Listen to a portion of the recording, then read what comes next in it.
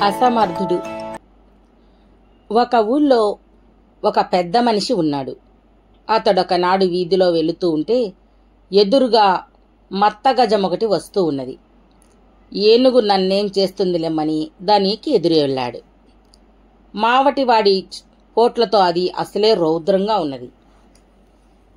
ఇతడు అడ్డముగా నిలబడగానే తొండంతో విసిరి అవతల పారేసింది. కాళ్ళు బొప్పి కట్టి కూలబడ్డాడు. ఇలా కాదని అడవికి వెళ్లి చెట్టు కింద కూర్చుని తపస్సు చేశాడు. దేవుడు ప్రత్యక్షమై వరం కోరుకోమన్నాడు.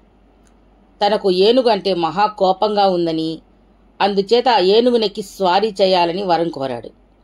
దేవుడు వరమిచ్చి వెళ్ళిపోయాడు. సరే, ఏనుగు వచ్చింది. అతడు దానిమీద ఎక్కి కూర్చున్నాడు. ఏనుగు వేగంగా పరుగెడుతోంది.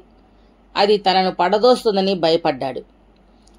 ఎదురుగా ఒక రౌతు గుర్రం మీద స్వారీ చేస్తూ వస్తూ ఉన్నాడు. అతన్ని ఆపి, ఏనుగుని తీసుకుని గుర్రమిస్తావా అని అడిగాడు. అతనికి లాభమే కనుక ఖరీదైన ఏనుగుని తీసుకుని గుర్రాన్ని అతనికిచ్చి వెళ్ళిపోయాడు. ఇతడు గుర్రమెక్కి కళ్ళం పుచ్చుకున్నాడు. అది వాయువేగంగా పరుగెడుతోంది. గుర్రం తనను ఏ గుంటలోనా పడివేస్తుందని భయపడ్డాడు. ఎదురుగా ఒకడు మేకను నడిపించుకుంటూ వస్తూ ఉన్నాడు. మేక అయితే ప్రమాదం ఉండదని ఆపి గుర్రాన్నిచ్చి మేకను తీసుకున్నాడు. మేకను వెంట తీసుకుని స్వగ్రామం పోతూ ఉన్నాడు. తాను శాకాహారి కదా, మేకను తీసుకుని ఏం చేస్తాను అని అనుకుంటూ ఎదురుగా ఒకడు సొరకాయ భుజాన పెట్టుకుని వస్తూ కనిపించాడు. బాబూ, ఈ మేకను తీసుకుని సొరకాయ ఇస్తావా అని అడిగాడు. వాడు సొరకాయ పుచ్చుకుని మేకని తీసుకుని వెళ్ళిపోయాడు. ఇతను సొరకాయ పుచ్చుకుని ఇంటికి వెళుతూ ఉన్నాడు.